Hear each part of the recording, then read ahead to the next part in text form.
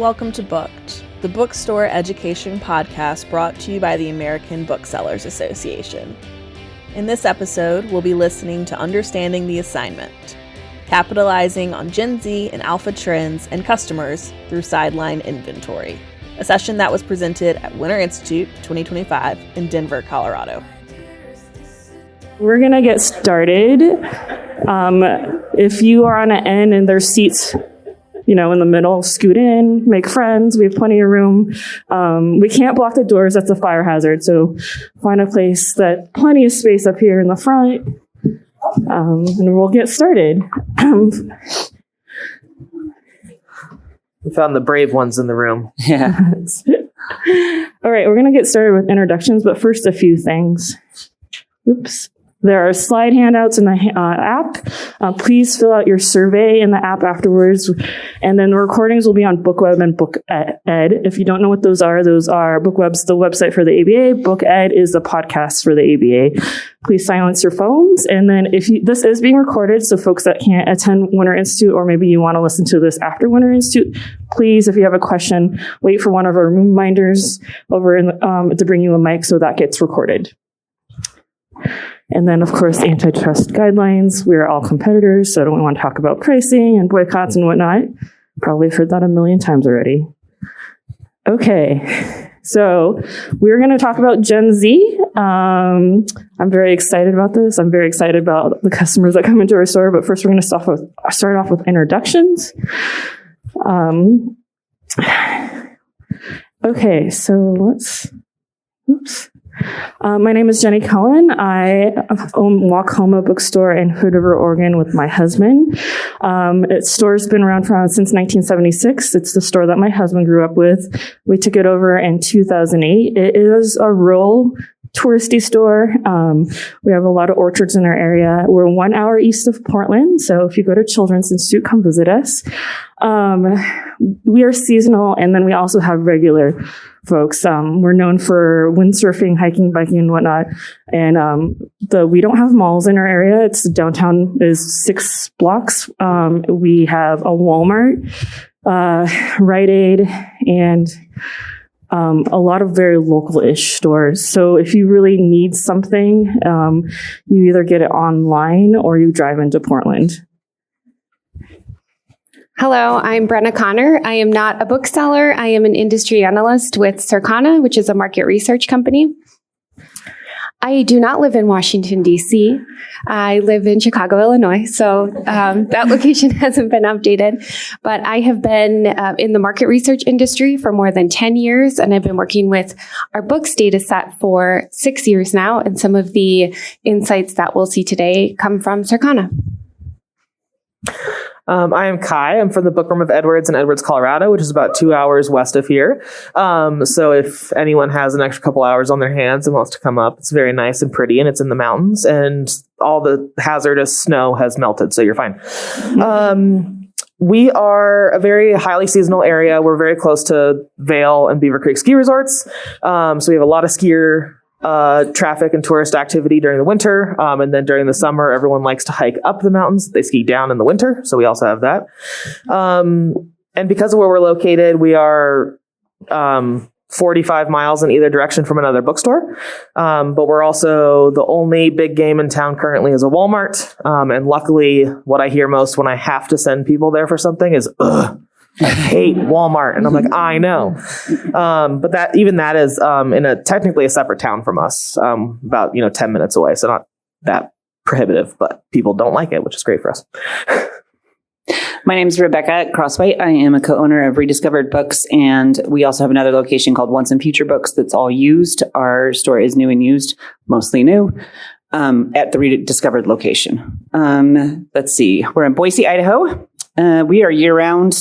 We do get tourists throughout the year, but most, we're the only, there's not any big box stores in the downtown.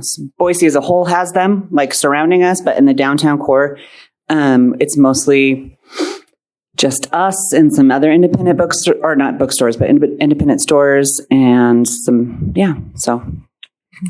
I forgot to mention earlier, we will have time for questions at the end. So if you could hold your questions to the end, that would be great, because we have a lot of stuff to cover. Okay, so the first part we're going to cover is a lot of the Circana data that we have for Gen Z, but because of all the laws and everything, when we talk about this in the data, it's anyone that's above the age of 18. Yep. So I'll start just by talking about how we're defining generations and why Gen Z is important.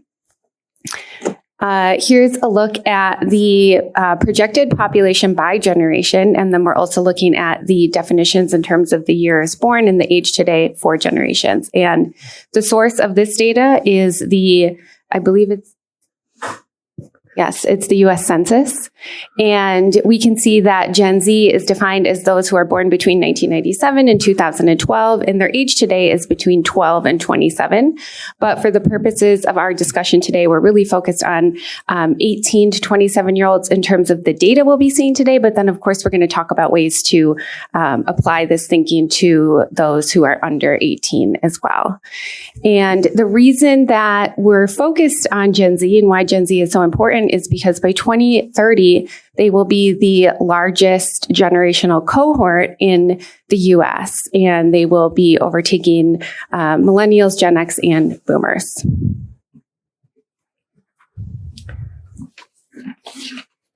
All right, so we talk about Gen Z a lot. I think the last at least few Winter Institutes has been very much focused on Gen Z, but this is the difference between Gen Z and Alpha. My son is an Alpha, so it's very much. My daughter is also an Alpha. But it's, I will identify myself. I am not Gen X. I'm not millennial, so kind of in between. So it's been really interesting to see the differences in Gen Z and Alpha. So this is kind of, the slide covers what's the difference between each generation.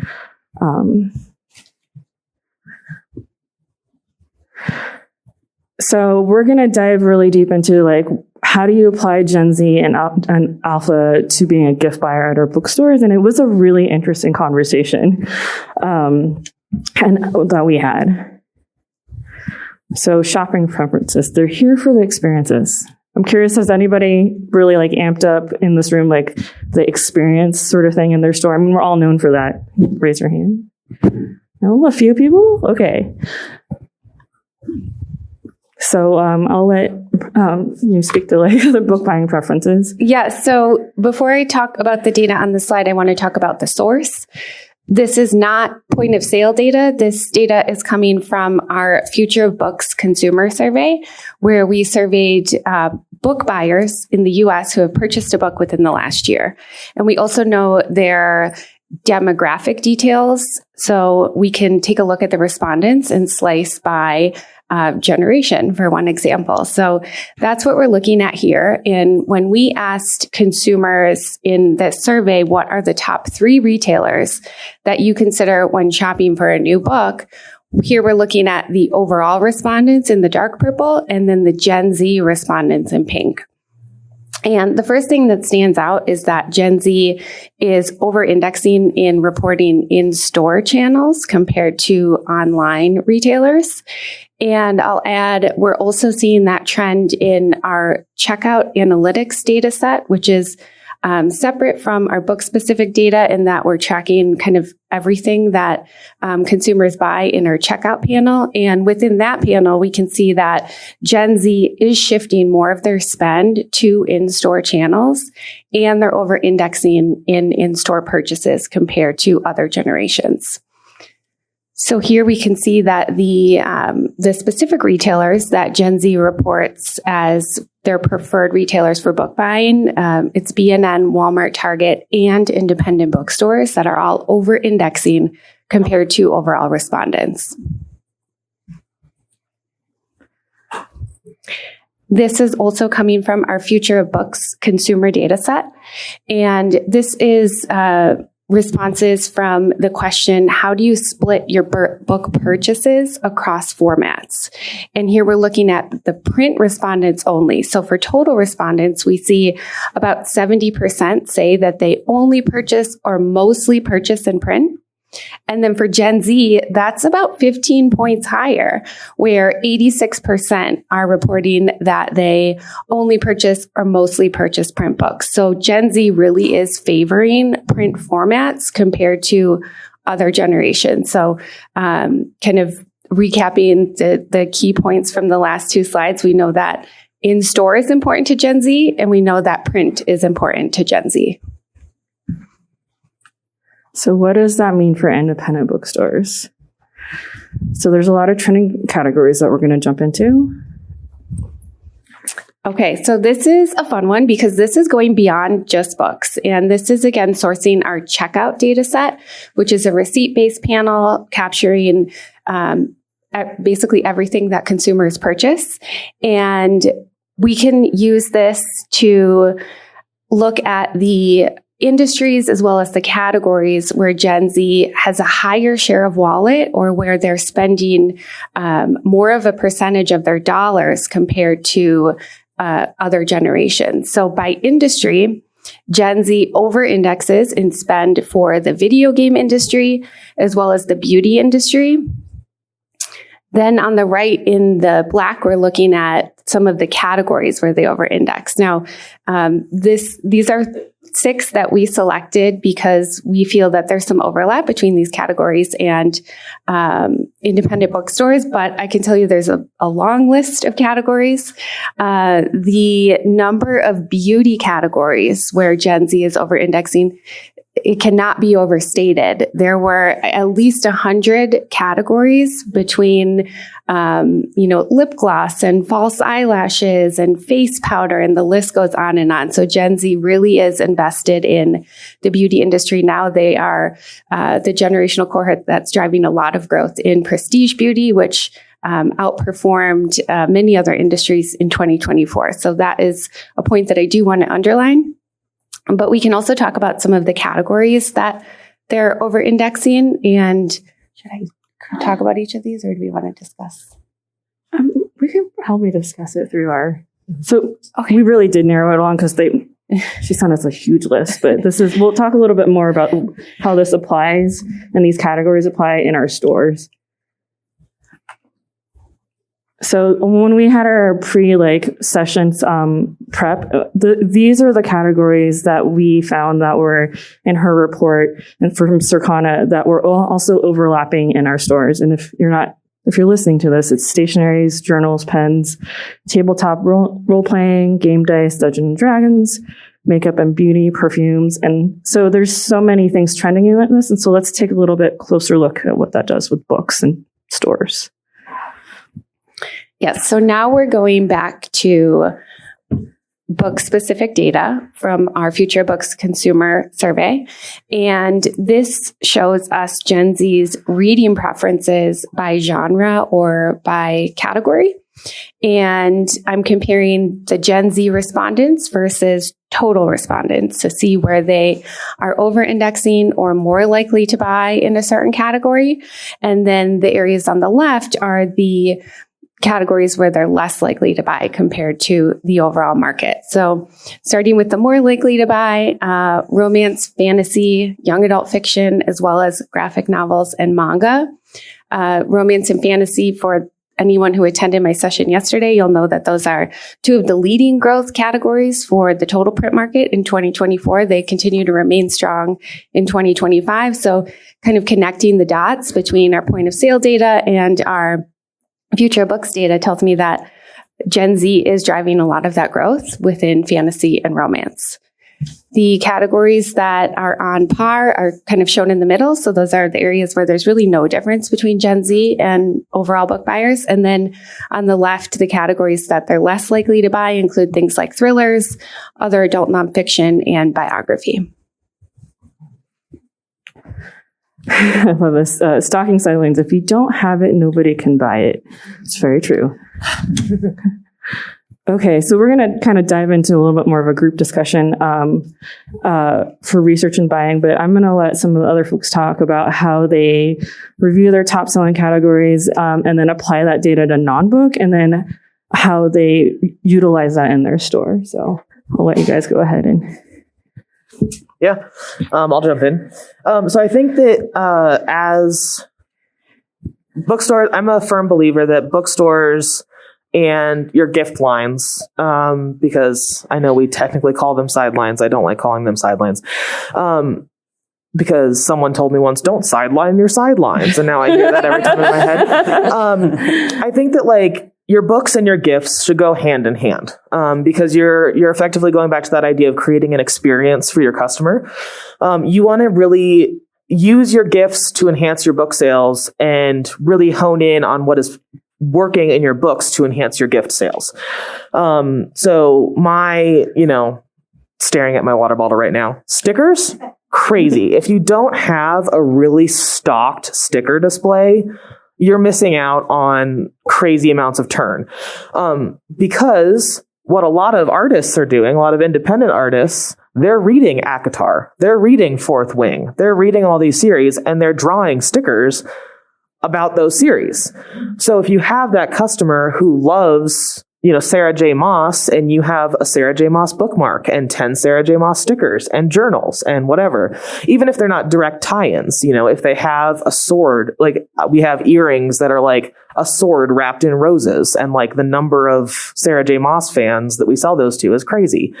Like having a general awareness of what's working on either side and using that to reflect on the other is, I don't want to say guaranteed because I don't want to be responsible for that, but basically guaranteed success. I think that you can look at, this is actually a picture of our D&D section. So this is a great reference point.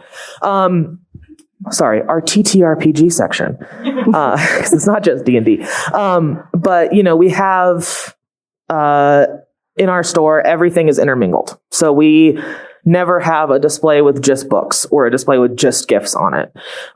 Because I think the more you can lead your customer through their shopping experience without a bookseller having to be right there, the more successful you are. So if their eye is caught on what we call the shiny click-clacks, the dice, right? The fancy glittery dice sets that they're going to go in for. But there's also a new Dungeons and Dragons book, but you also brought in this journal category that's right there, but you also brought in stickers that are right there as well. And you have a nerdy card line that's also merged right there. The more you can make the browsing experience easier for the book customer to get the gift, or for the gift customer to see the book, the more success you have. Yep. And we found the same thing. We also don't do any displays really without any gifts on it. Even if it's a Christmas book display, we still have the Christmas Aaron's Putty on that display because they just go together. We've really leaned into the holidays. So we do get all of those like seasonal like putties and stuff like that. And they go. So we also did, I know we're all over it, but Taylor Swift was a thing for a minute. Mm-hmm. And we had a Taylor Swift display with all the books that they had, but also with candles that had like little lyrics that she had, and some notebooks that like very much felt era-ish. They weren't directly tied into the era, but it looked like it. So beaded bracelets. Yes, beaded bracelets. And so, I like to put those together. I like to make it easy for them, especially if they're doing gift shopping, because if they can come in and get the plushie that matches the book, they're done. And the card. They're done. And that, they like that. So, yeah. I'll jump in and say that my staff in particular noticed that I'd probably say a year to 2 years ago, all the Taylor Swift fans were older, millennial types. And then it was some Gen Z, and everyone was very excited. And we sold that golden book, Taylor Swift golden book, like crazy. And now what my staff notices is now it's alpha. It's alpha customers that are buying the stickers and the little books, or their grandparents that are buying it now. So even noticing the trend and shifting between the generations. And then I get to the point to where, how long should I carry that? Like, is that going to be next Christmas, or am I completely going to not have the minimum Taylor Swift? Although you mentioned like the coloring books are still selling. So I always love looking at the data and your data that you have in particular at conferences and seeing what I need to adjust or what I'm seeing in our community. I have an 8-year-old, and what I've noticed, he's often the only boy at birthday parties with a lot of girls, but what they're going crazy on is what I've made a shift in my store on. So They were gifted lots of art supplies, lots of lip gloss, the fake makeup, not like the real grown-up makeup sets, the little purses. So based on that party that I saw in September, I brought in things for Christmas last minute, which I normally buy a lot earlier, and it worked. I mean, it's really just I love standing in my store and listening to people talk and observing, especially Gen Z. And they in particular have said, I don't like buying books online. I'll buy it in person. Maybe they'll research it.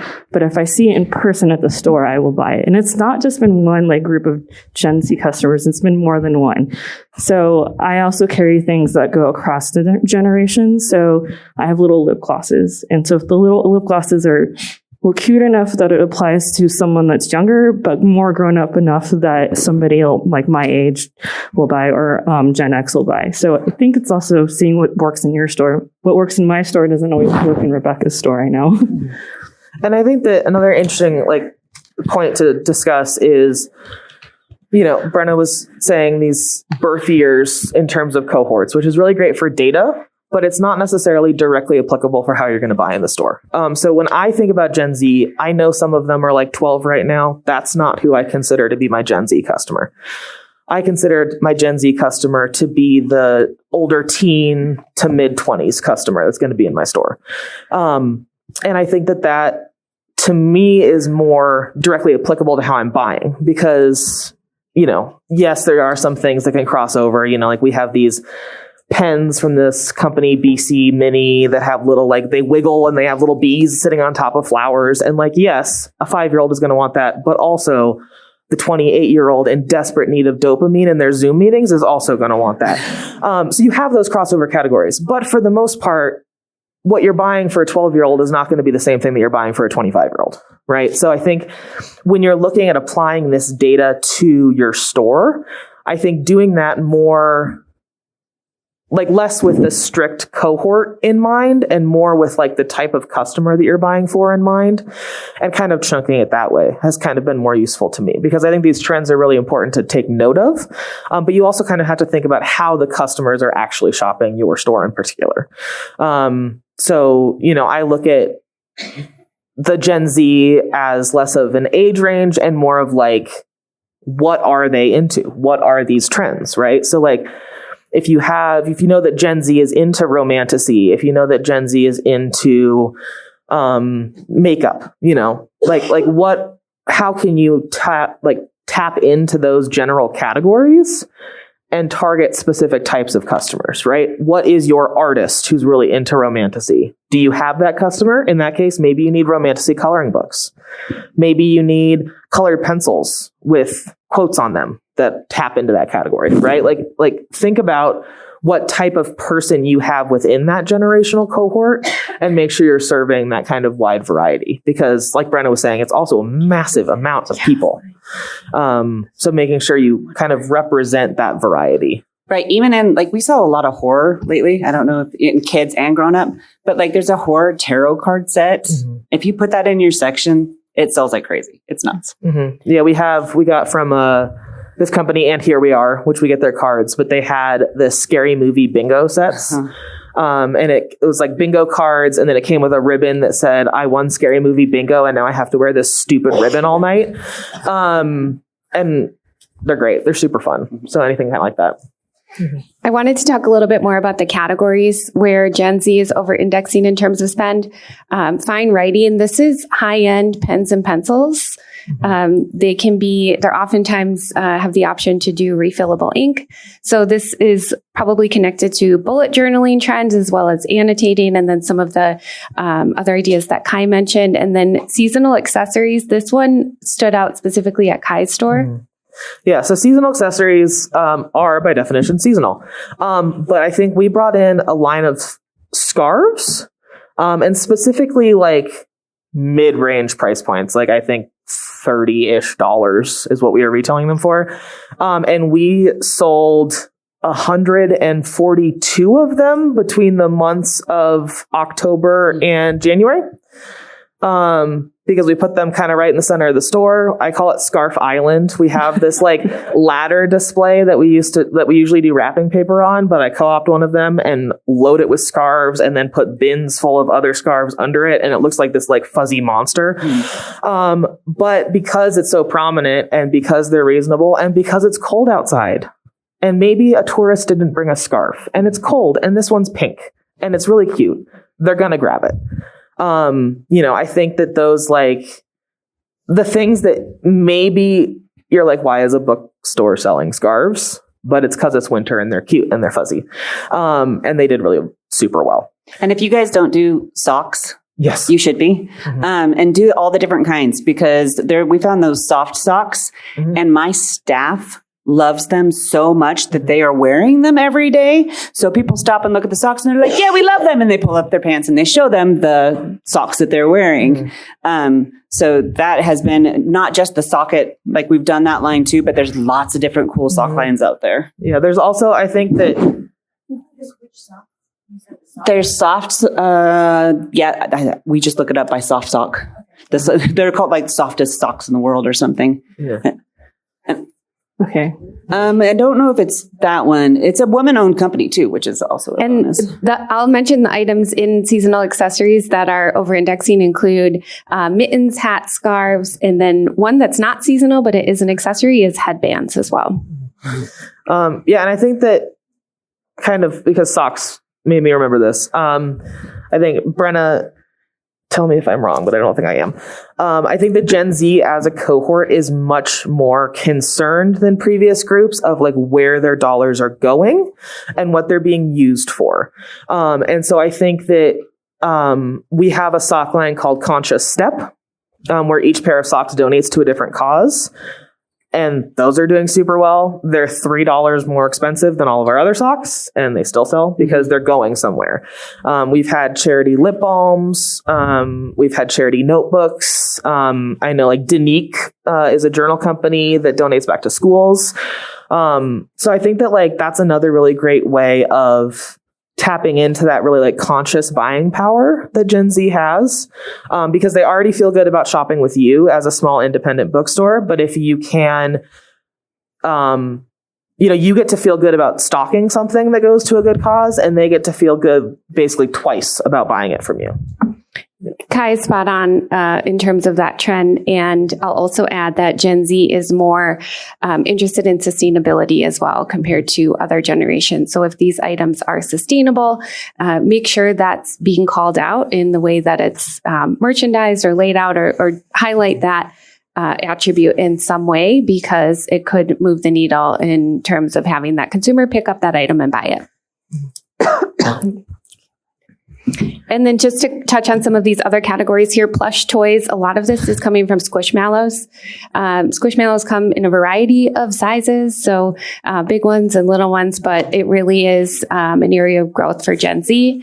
Action figures, this is another area where they're over-indexing their spend. And then trading cards, and the primary item within trading cards is Pokemon. So Pokemon cards are big.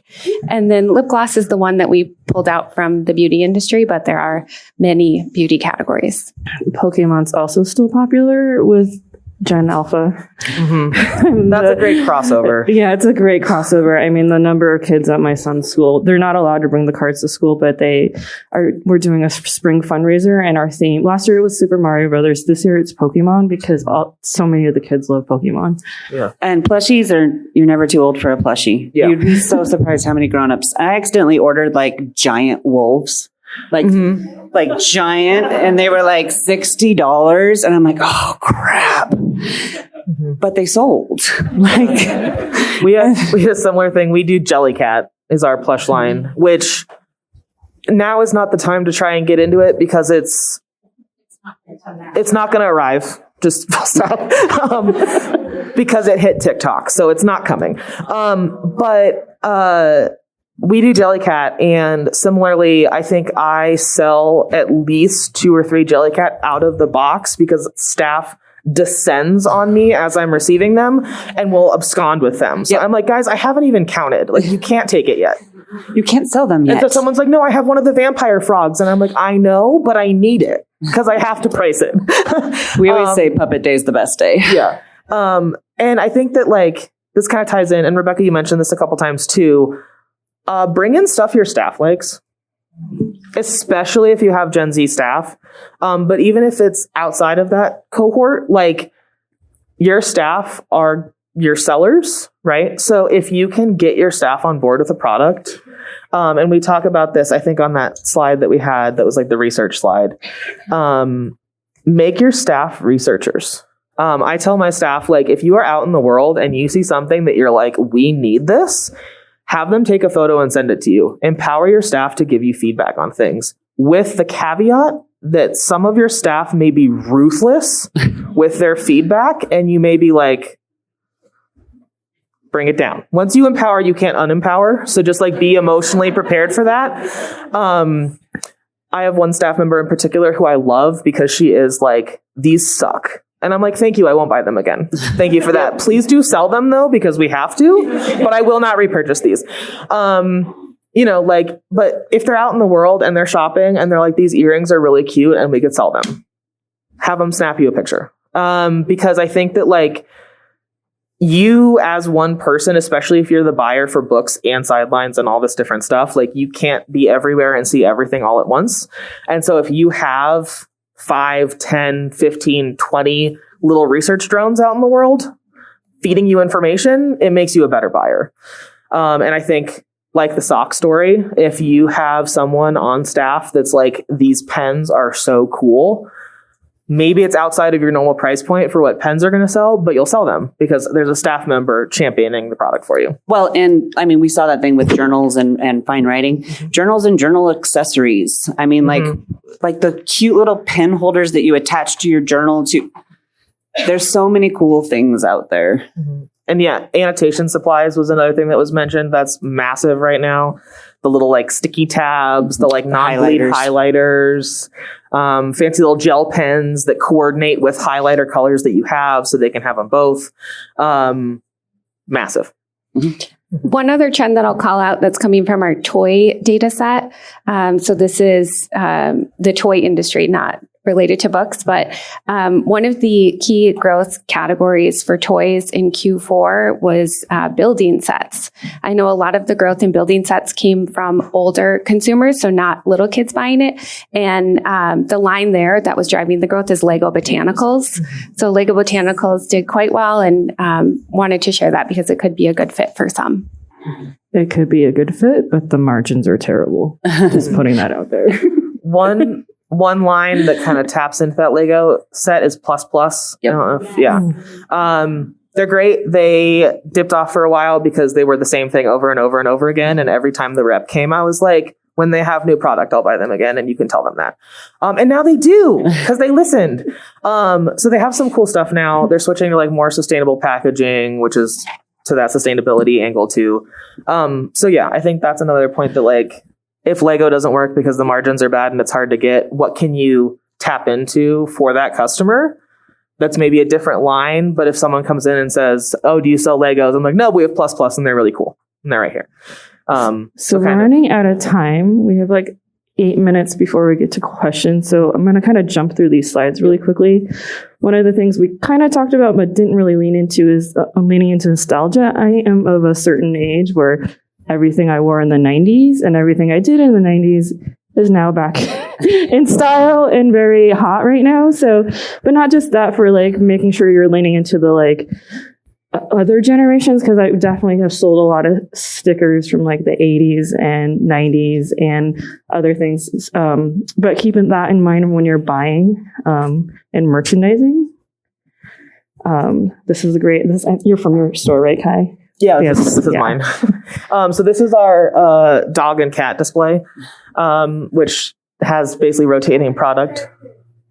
What? Oh, the side here shows the wobbles. Also my crafting section with Woobles. If you're not carrying Woobles, you're missing out. Those are the Woobles crafting kits. They're impossible to get direct from Woobles. You have to buy like $50,000 worth in a single order, and it's absurd. Yeah, but they're on Fair. So if you use Fair, they're there. And they don't have the full selection, but they have, 10 or 12 designs available at any time, which is nice. There's my dog display. So yes, crafting and dogs. So I think like that's a great way of tapping into trends too, is like the Woobles are in our craft bookshelf. Like that's our craft section with the books.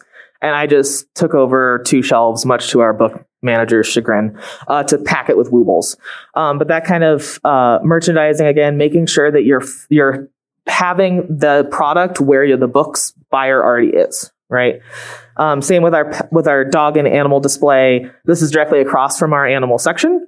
And so this is just dogs and cats and pets and fun, colorful things for your pets because, older Gen Zs and millennials are not having kids and they're having pets. And you need to be aware of what's around you too. Mm-hmm. I love this display, but I have a pet store like next door that has all the cool stuff. So it wouldn't work for me. So, just know that what's around you and be your own place. Mm-hmm. This is these are the 2 toy displays. So we have a toy store like 3 stores down from us and we have a great relationship with them. So I tend to carry things that are a lot of nostalgia type toys or little pick-me-up toys, things like slime that I am not a fan of and is banned at my house. Sells like crazy. But Rebecca also talked about how there's a lot of trends on TikTok. And at what point do you stop carrying that? I think that's an important thing to know, like whether you should jump into a trend or not. If it feels good, I think a lot of us felt like do it, but maybe test it out first. Well, and I think a lot of times if you go in on that early and you're really successful with it, you find out it's successful because you can't ever get it again. Like we had those little zip string things that are like $50, but we sold all of them. But you know what I had my daughter do? She was walking around showing everyone how to use it. So that also contributed to that. Mm-hmm. And I think like with the TikTok trend argument, I think I don't try and chase TikTok trends because I don't have the time. But I think if you know of a TikTok trend, you can tap into that market through adjacent product. Like you don't necessarily have to have the exact fidget toy that's trending on TikTok right now, but you should probably have some fidget toys in your store for that customer that's coming in looking for that, can't find it, but might find something else that scratches that same itch. I see it so I used to scrapbook back in the day, and it was those big binders like in college. There's a lot of junk journaling, which pulls into this. And so we sell a lot of Lecturnum journals, and we sell them like crazy. Mm-hmm. And it's a generation that so the whole idea and there's so many TikTok videos on it, is that you're just using everyday stuff to like put in your journal, and they decorate the outsides. Some people go beyond the junk journaling and buy like the little stickers. So our journals are in the front of the store, and you can see those displays in the front of the store through our window. So oftentimes maybe it's not the reader that's buying it. It's one of their friends that's really into the stationery that's buying it. Also, because I have a used bookstore too, you can sell gifts at used bookstores. They still do. We still sell so many stickers from our used bookstore. And some of the journals have a low enough price point that they also sell really well at my used bookstore, like Peter Popper does, because of the way they're priced. It's not too much. We sell cards. We sell Aaron's putty. Like there's a lot of things that you can also sell at a used bookstore too. I think we talked a lot about these trends already in the shelf life. So this is my favorite things to look at the data and see what's turning. What do you guys do in terms of running reports? So one of the things that I try and do is I inherited a gift department from the previous buyer where everything was basically under the category of gifts. Mm-hmm. Not helpful. So I chunk it. So now we have like a journal category, and I put like stationery into there, and we have a card category, so I can analyze cards separately. I think the smaller you parse data, the more useless it gets. So I think like having, at least for my direct application, so kind of chunking your inventory into things. If you sell a lot of jewelry, have a jewelry category. If you sell a lot of beauty products and makeup, have a makeup category. And then your gift category can be for like the smaller categories that you don't necessarily need to focus on that heavily. But I think making sure that your reporting works for what you need it to work for. I don't reference reporting as much as I probably should, because I do a lot of things on instinct. It's anecdotal. Yeah. It's anecdotal. But I think that having the data to support you when you need to is great. Like, Rebecca and I were talking about before, our lead buyer and book manager was like, we have these 2 sticker spinners that are on prime display space. We should analyze if they're actually doing it or if we should put books there. And I pulled a report and I said, we would need to sell 85 books, hardcover books out of these 2 spots within 3 months to make the same dollar figure that we've made on these stickers. And he was like, oh, okay, end of discussion, right? So having that data to fall back on your instinct and also to kind of know, like, I don't remember when I brought something in specifically. I don't remember how long we've had this particular order of moleskin, right? Mm-hmm. It helps you to analyze, like, when you feel like products are starting to fall off. Mm-hmm. And are you constantly running out of something? Is there something that, like, you brought in an order and you're like, how quickly did that sell? And you're like, oh, in a month, I need to order more next time, right? So having that to fall back on, I think, is really useful. Yeah. And I do look at it by category because we do have separate categories too. Mm-hmm. But mainly I'm looking at that overall inventory compared to my book inventory. We were talking about this just before too. It's like we have a goal to get our inventory up to a certain point in gifts because the margins are better. Mm-hmm. And in order to do that, you have to buy a lot. Mm-hmm. And it feels like a lot. Mm-hmm. But so we try and keep that inventory, the gift inventory at a certain point just for that extra profit.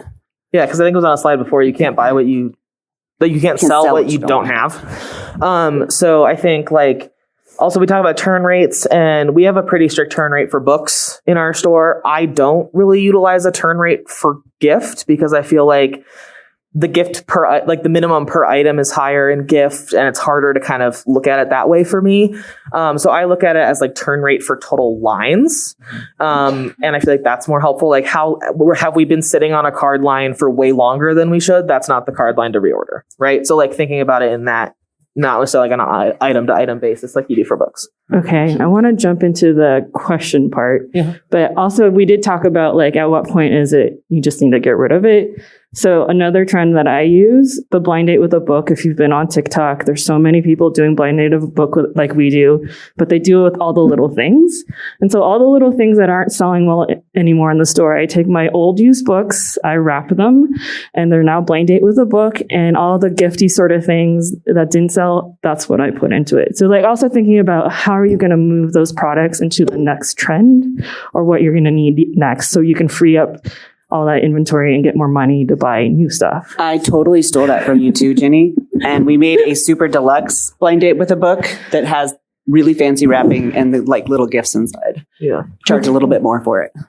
Yeah, I charge $20. and I think too, like, as a last ditch effort, like, if something isn't working for you, why? Where is it in the store? Is it somewhere that it's in a dark corner and no one's finding it? Is it that it just has been in that location the whole time you've had it and people now glance over it? Like, don't be afraid to move stuff around. Or did you buy it one too many times? Yes. Because that's also those stupid water games. Like, I bought those ones too many times. Jen's giving me the look, so we're going to jump into Q&A. Yes, I'm giving you the look. But also, you mentioned that Gen Z is willing to buy in store, which means they're paying the price for books, and the price of books is going up. Mm-hmm. What, data-wise or anecdotally, what are you seeing? How much money are they willing to spend? Because this is where we make this is where you make your money. If they're into those fancy sprayed edge books and those gifts, they will buy them. Yes. There's no qualm. They'll buy in a stack. What I've told Jen over the last several years is that my older boomer customers that have been with us for years, because our store's been around since 1976, always ask when a book is going to be in paperback. Always whine about this. It's not all of them. They're the ones that do support us. But Gen Z and even millennials, if they want it, they will buy it. They know the value of a book. They know the value of having an independent bookstore, and they will buy, at least in my area, stacks of books. And it's really changed my buying over the last few years. Yeah, I don't think, like, in my experience, I am not as concerned with price point for Gen Z. I think about this particularly with cards, where most of our cards these days are like 5 and up. And I think that a lot of our older customers are like, cards are so expensive these days. They used to be $2. They're still $2 at Walmart, which they're not. I did market research. They are not $2. 12 or 13 for the pop-up ones at Walmart. Yeah, they're expensive everywhere. Paper is expensive everywhere. I have never once heard that from a customer under the age of 30. Okay. So one of the things I was kind of wondering about when you were looking at some of the demographic information, is there any kind of meaningful split in terms of kind of urban versus rural, in terms of these higher quality things about sustainability, mainly because we're interested in these things, but the location of our bookstore is very rural, we get a decent amount of tourism, but not a huge amount. And so there is a lot more kind of cost focus on it. So I'm wondering if some of these, if there is any kind of meaningful split between kind of urban locations or like touristy locations and more rural ones. Yeah, that's a good question. In the consumer data, we're not able to break out urban versus rural. We can break out regions, so we can see if they live in South Central or in the Midwest. With our POS data, we are able to break out cities versus rural, but then we're not attaching the consumer piece of it. So unfortunately, we can't get to that. I'll talk to that a bit. If you carry it, they will come. Yeah. Yeah. I think like anecdotally for us too, like we have a really high tourist area. Like I said, we're next to Vail. So we have the very, very wealthy tourists who are here for their vacations. But we also have a very strong local community base, and we have a very large income like split in because of that. And I think that one thing that I have found the most useful is making sure, in the same way that you make sure you represent, people of different skin colors or sexualities or whatever in your book selection, like make sure you're representing everyone in your gift selection. So make sure you have the things that the tourists are going to buy that are super expensive, that are going to give you a good markup and help you out. And make sure you have things that are at a much more accessible price point. So like, if you're buying journals, make sure you have journals at 3 different tiers, right? Because you don't want to like make yourself lose out by not going and not reaching for that more expensive item, but making sure that you have things that are of lower income or that are of different interests so that you're serving your entire community. Buy for all. Yeah. Yeah. What? And just start with like a small, expensive order and then see how people feel about that. Yeah. Like one thing that we do is MOVA globes that retail for like $300 a piece, but their minimum is 7 units. So I bring in 7 of them and we sit on them for like 9 months, but we sell them. Right. So it's fine. And it's like $2 stickers versus like $6. My question is directly related to that, Kai. I'm Brent from Children's Book World. So, Hi, Brand. supporting businesses that actually, when you're dealing with packaging and that have human representation, and so some companies that'll just keep doing historically gendered packaging color-wise. Yep. They won't have diversity in the either by gender or by race in the packaging. Do you think about that actively when you're doing that? And that's my question about how you do that and how you support those businesses that do make those efforts. I think that's looking a lot locally. Yeah. People who are around us. Yeah, 100%. I think looking locally, looking at who owns it, who produces it, where it's produced, no matter what you're doing. Frankly, if it has packaging I don't buy it. Mm-hmm. Like there's always something else that can slot into that zone. I think if you use Fair, use the filters. They have such great filters on Fair that are like woman owned, BIPOC owned, not on Amazon, LGBT owned, and like use those filters to your advantage and try and be really intentional and seek out. They also have location. So like once or twice a month, I go to their new lines and I search for Colorado and I try and find any new lines that are in Colorado that I might be interested in. So use that to your advantage. If you use rep groups, use them to your advantage. Ask to see samples of the packaging, ask about the company's story, the company's mission, where it's coming from, and just try and have as much information as you can to make sure you're being as representative as possible. My name is Abby. I'm from Booked in Evanston, Illinois. I'm curious about if you see any trends happening where the conflict between the Gen Z number one core value of environmental sustainability kind conflicts with their actual demonstrated willingness to buy paper books. Like, how does that, is that trending anywhere? I feel like there was this time, when e-readers were first introduced and it was like, oh, dead trees, like, I don't need dead tree books. And so I love seeing that young people want to have that off-screen experience. But I wonder, like, is there a rumbling discussion anywhere generationally about, like, oh, but the Earth? Sorry to be a downer. It's a good point to bring up. I haven't seen it in terms of the sales that Gen Z is generating, the higher prices that they're willing to pay. Yes, they are concerned about sustainability, but I don't think it's stopping them from buying print books. And anecdotally, I think that we have a lot of what I would call hybrid readers and collector readers. So what I'm seeing a lot of is like people who e-read 150 books a year and they buy their top 30 or 40 to sit on their bookshelf as trophies. That's what they're calling them, reader trophies.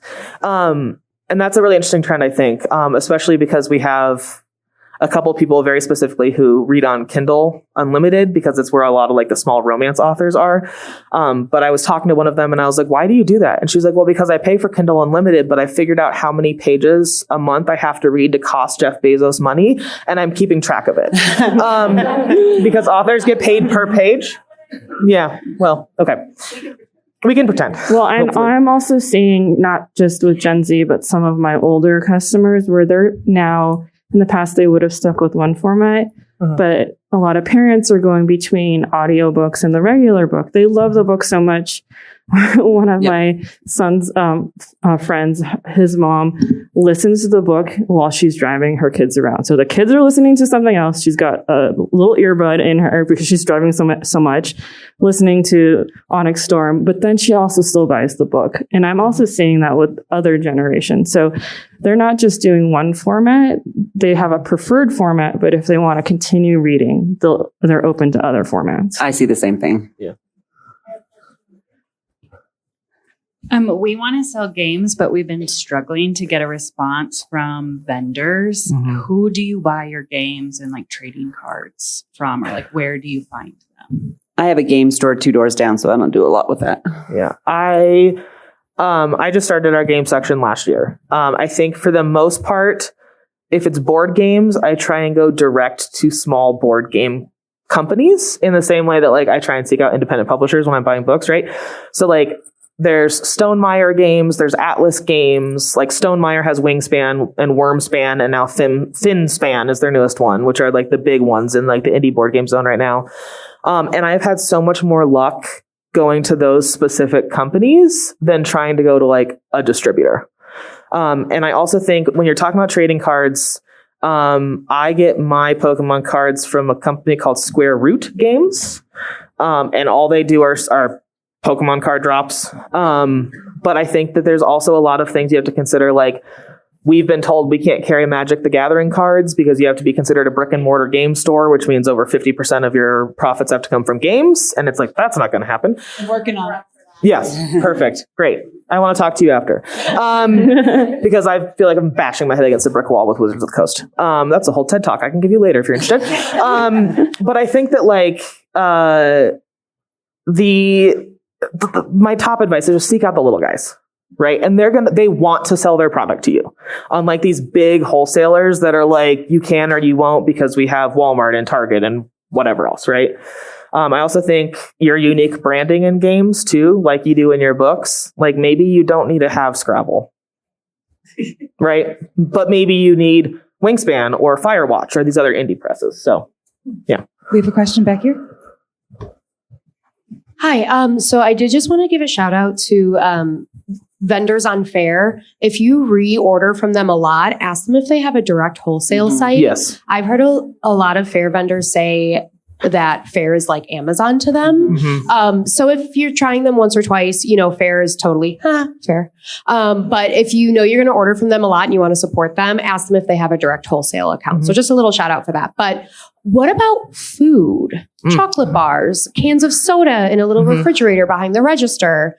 bags of chips, more like deluxe or organic brands? How do you guys find food selling or even just like smaller snacks in your stores unrelated to a cafe? Like if you have a cafe, that's separate, but just retail side food.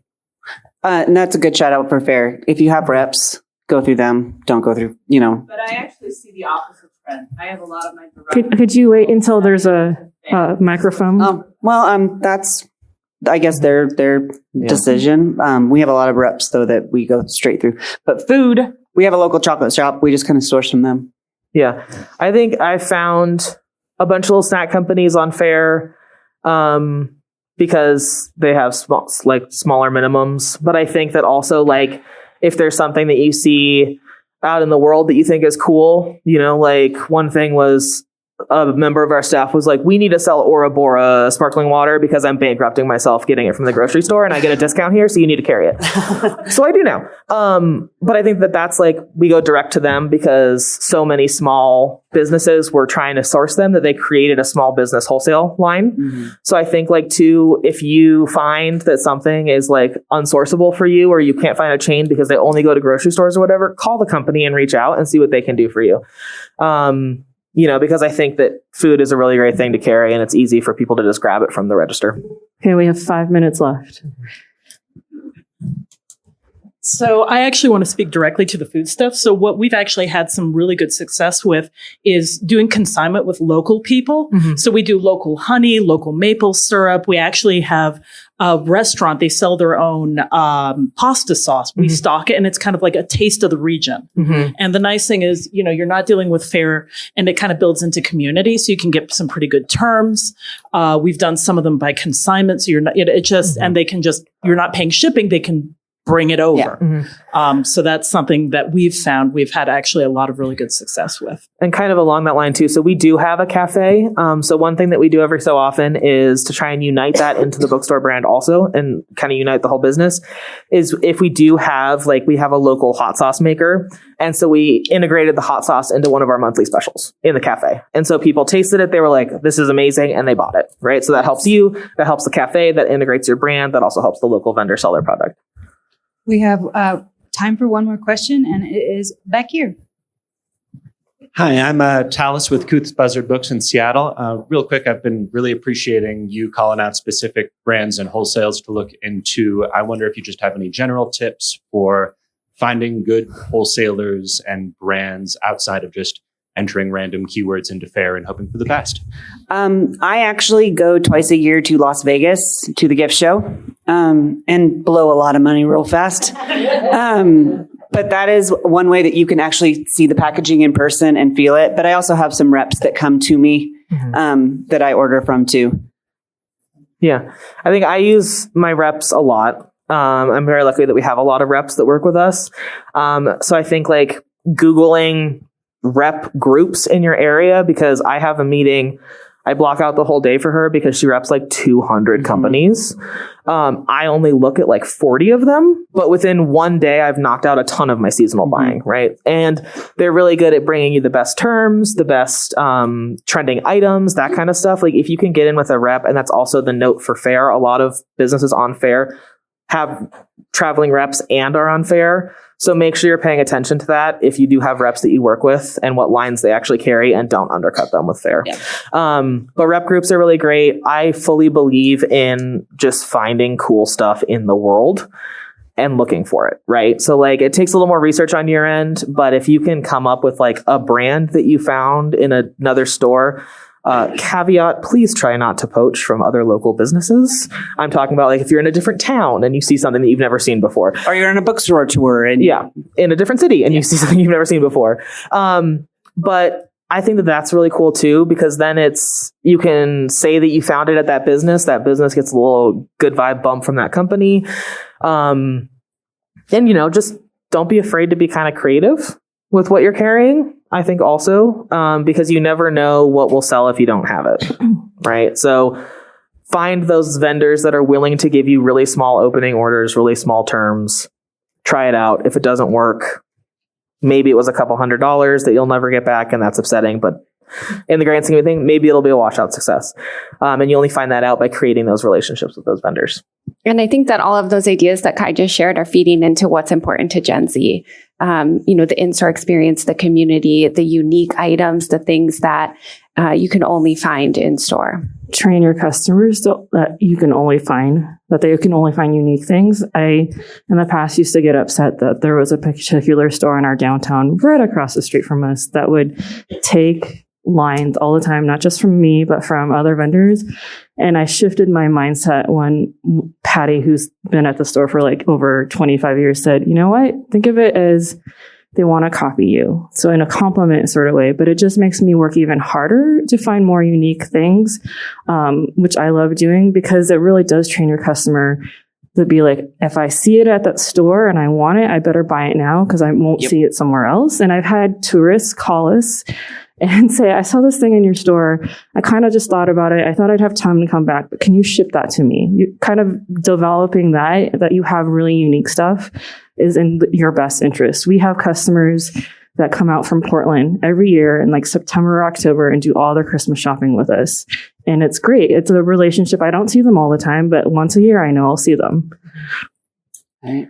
And I think like the more you can make people think that you have something, even if you don't, the more they come in. Like someone came in and was like, do you have baby hair ties? And I was like, hair ties for babies? No, I do not. But they bought 4 other things while they were in there. Yeah, I do have baby hair ties right now. If customers are asking, because I'm not on the floor all the time on the busy weekends when we have tourists, if customers ask more than once, I go, oh, maybe I should carry that. One of them were those rubber like rings.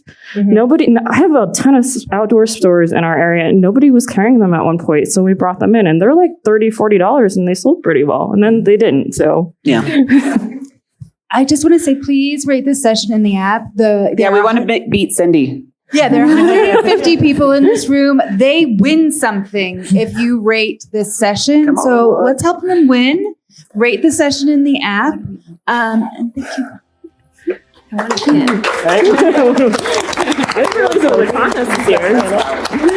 Yes.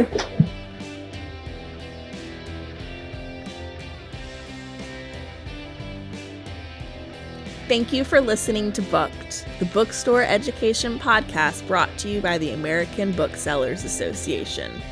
Don't forget to subscribe to the show on your favorite podcast app. Additional educational resources can always be found on the ABA site at www.bookweb.org. Happy reading!